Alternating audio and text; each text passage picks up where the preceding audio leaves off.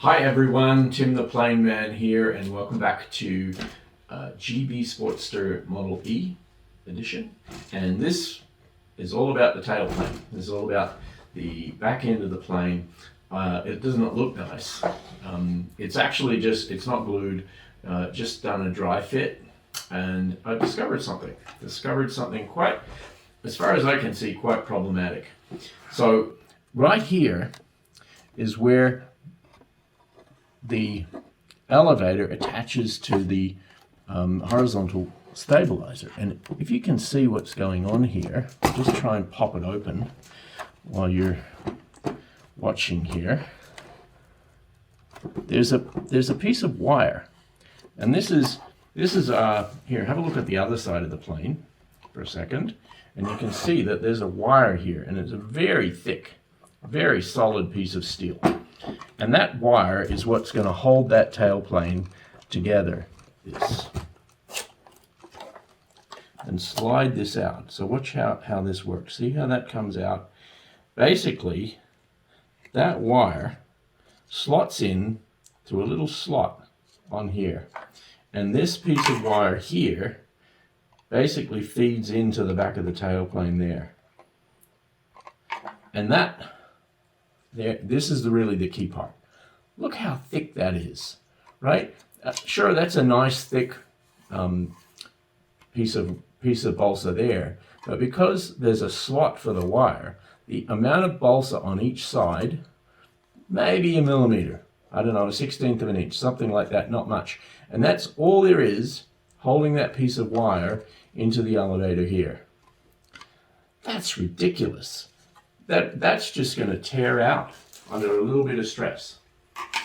The same thing happens with the rudder. Basically, the rudder is hinged and has the same kind of wire that attaches the tail wheel here.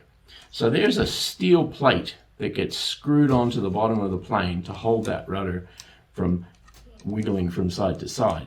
But if that tail wheel hits just at an angle coming into land, the same tiny little bit of balsa wood on each side and that same slot in here with almost no balsa is all that's going to stop that from just tearing out of the bottom of the rudder on landing. It's just, I mean, it's going to survive one or two landings, that's it, and then it'll be toast or gone. Well, I have to fix it. So what I've got here, just arrived in the mail, is some really nice, I think they're basswood plywood sheets, 1 millimeter thick.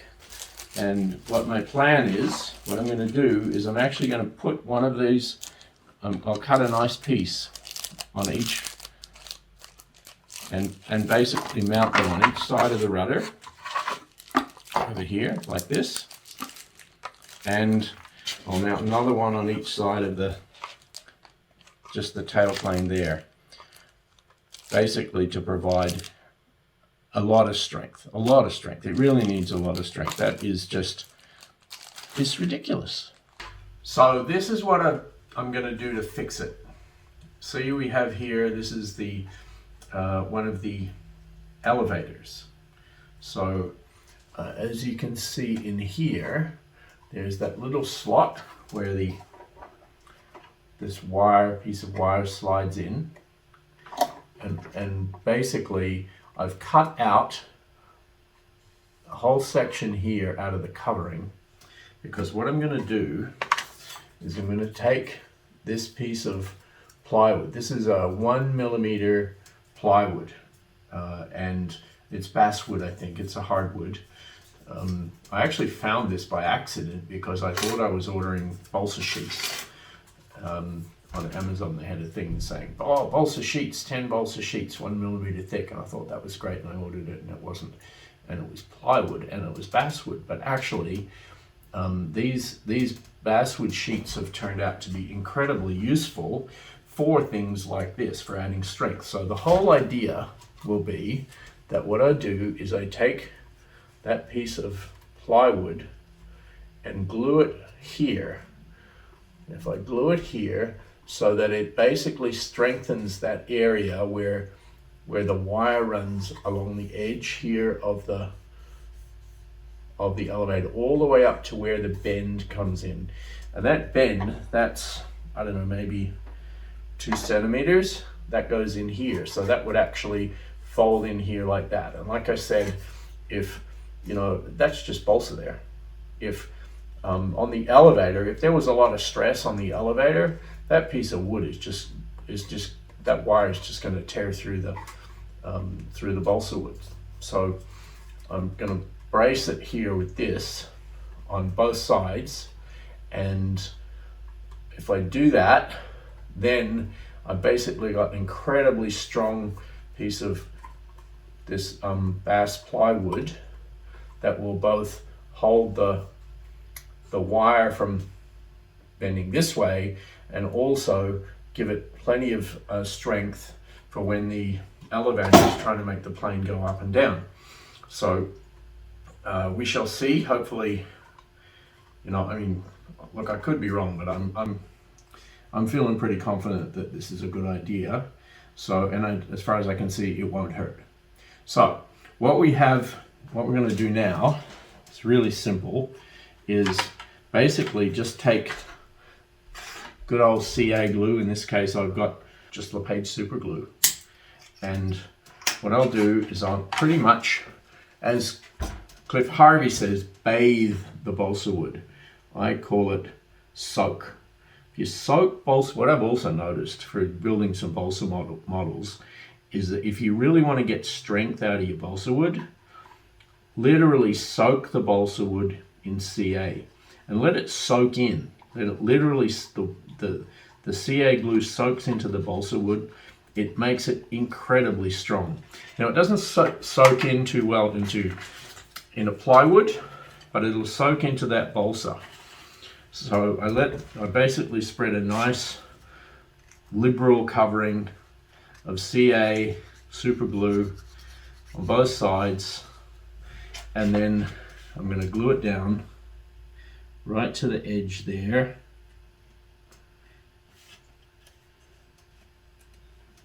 There we go. Whoa, and let's make sure I get it all the way, and you don't get much time to work with it. There it is. That's done. So, all right, so we let that dry. Now what I'm going to do then is I'm going to run a bead around the edge, around each edge, and then what we do is basically just simply cover, and I've got one that I prepared before. This one is already done. This is the other side. This one is the side with the where the servo horn's going to go. And so what I even did as well, because the servo horn was mounted into that piece of balsa, I used a triangle of that basswood. Then I've covered it with vinyl, sticky vinyl stuff that I got from Michael's, and then because the screws for the servo horns are not quite long enough to go through a layer of bass and the balsa and another layer of bass, I kind of cut that out so the base of that goes in there, but that will be on the bottom so no one will see that. And that is your other side. That side will go here. That's how that's going to be. As you can see, I've already done the tail wheel, and that again will fit in there nicely like that. It gives me a much stronger, so that now has this strong piece of balsa that will brace that wire for, in case you come down slightly at an angle, it's going to try and tear out. It's not going to tear out of there. And the wire here, which sticks towards the back, that's actually going to be braced nicely behind the plywood bracing on both sides, which I think all should work very well. I thought I'd just quickly show you what it is that I'm using to fix the covering over that piece of plywood that I glued on here. It's not, you know, I think it's monocoat, which is what the model used. And what it is it's called Oracal, and it's a permanent adhesive vinyl, and you get it from a craft shop. And what it's usually used for is for creating, you know, effectively decals and stickers and things like that. People in the craft world use it. You can get you know, expensive equipment that can cut it out very precisely and make really fine decorative pieces. Actually, it's something that you can probably use to create, for example, you know, numbering like this. I haven't done that yet, but apparently that's a thing you can do. But what I've so far used it for is just to create like stripes, decorations, mostly on my phonies, so like the binary, like the glass star. And but in terms of just wanting a quick fix to cover this piece of balsa here, this stuff works quite nice. I just cut it out to approximately the right shape, then trim some corners and pretty much just press it down.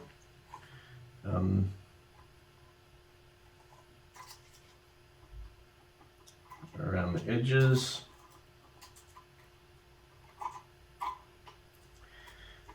And it actually comes out pretty nicely. As I said, you know, I have a couple of these that I've already done. This is the tail, the rudder, and honestly, I'm very happy with how that turned out. From where you are, I'm not sure if you can see the difference in the color. There is a really, really, I don't know, almost imperceptible difference. It's a slightly, I don't know if I can say darker white, maybe more satin white. I guess maybe that's what it is. But otherwise, that basically sets off that piece of plywood on the rudder quite nicely, and I think that's going to look reasonably okay. And all I have to do is just, it comes with some fairly solid adhesive backing because of what it's typically used for. There we have what you might call, you know, maybe a fairly rough and ready fix. I feel much more confident now that in the strength of the control surfaces.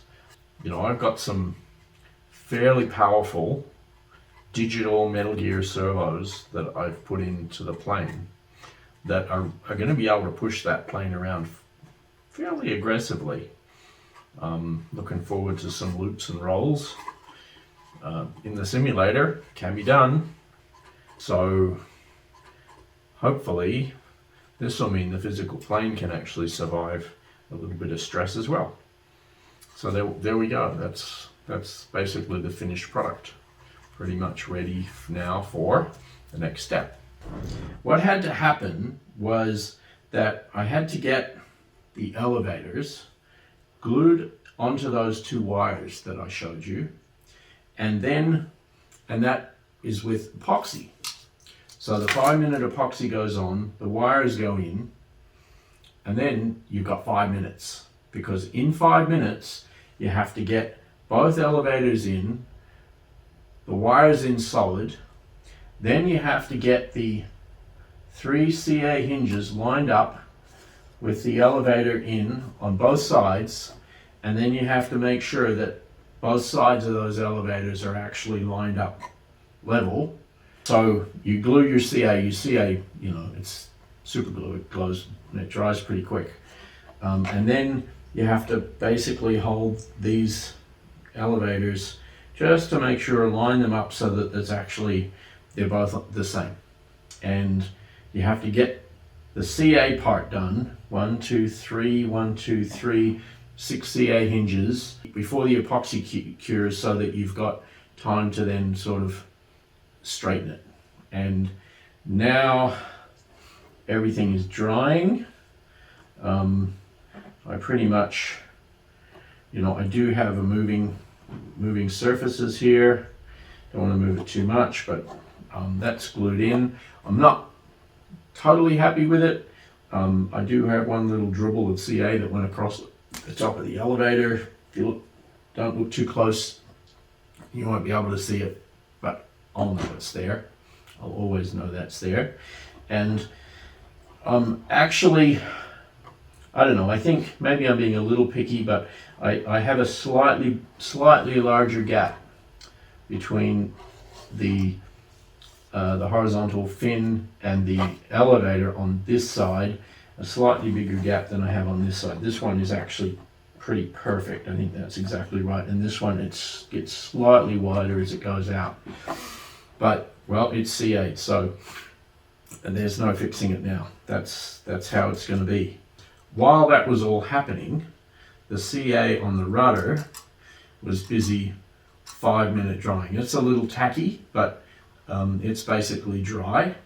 And this time I don't have to do the rush to get it done.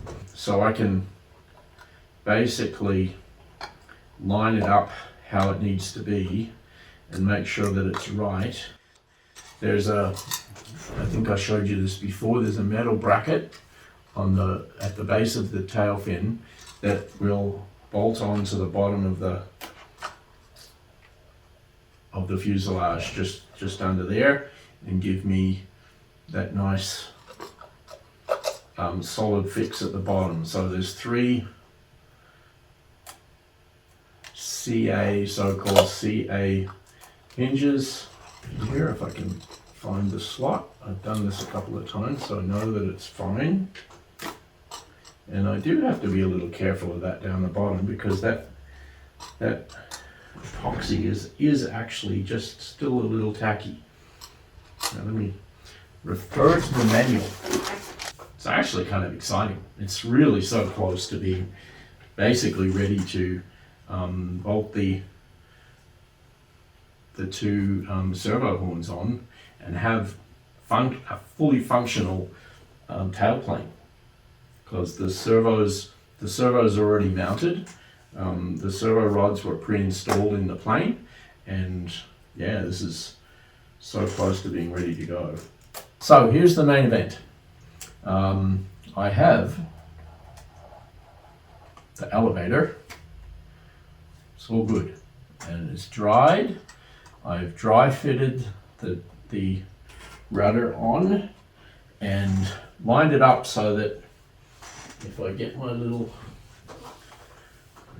trusty tube of ever so runny thin CA, I can just dribble it.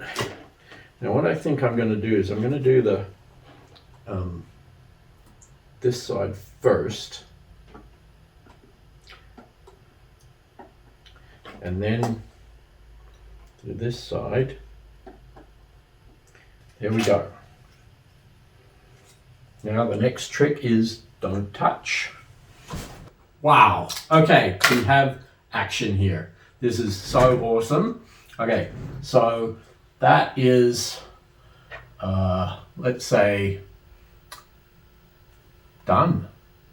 Look at this. Tail feathers.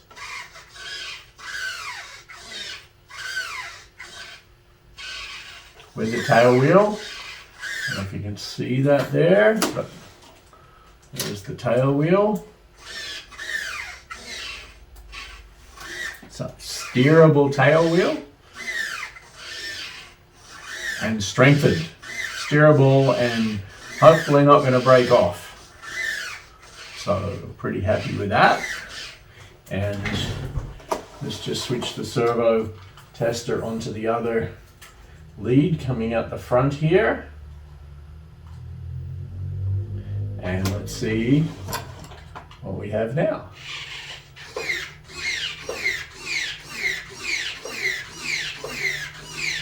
I'm hearing some kind of clicking or knocking here.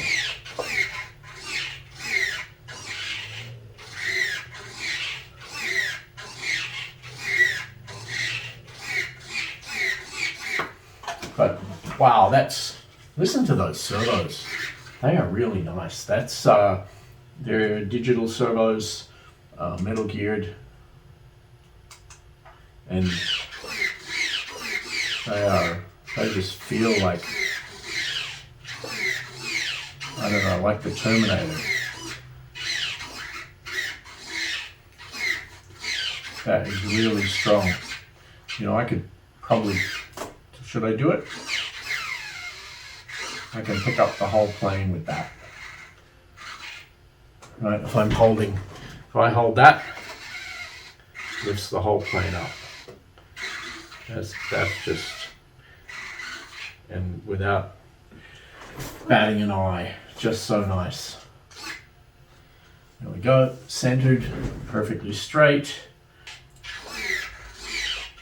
Got a lot of throw. And 2.2 kilograms per centimeter of torque on these digital servos that I've got in here. So that should work even if that plane is flying really fast. Wow. And the only thing that's wrong is when I was figuring out which servo went with which control rod, well, I mislabeled them. So where I got it labeled inside the plane that it says rudder, it's actually elevator, and when it says elevator, it's rudder. So I'll fix that now. But basically,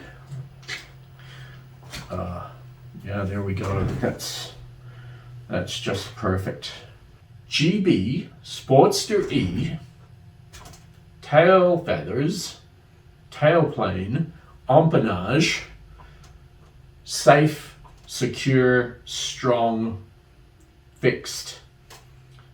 All right, on to the next thing. Well, I'll just give you a brief preview of this. I already have the motor in here. It's a Sunnysky X2820 800 kV motor and looks great. And I think I'm just waiting on the ESC to arrive in the mail. Hopefully that will be here in the next couple of days. And then we'll move on to putting the rest of the electronics in the plane. So stay tuned, more to come. Please, if you find this interesting, helps a lot with my analytics, if you could like, subscribe, and share. Actually, it seems like sharing is the best thing.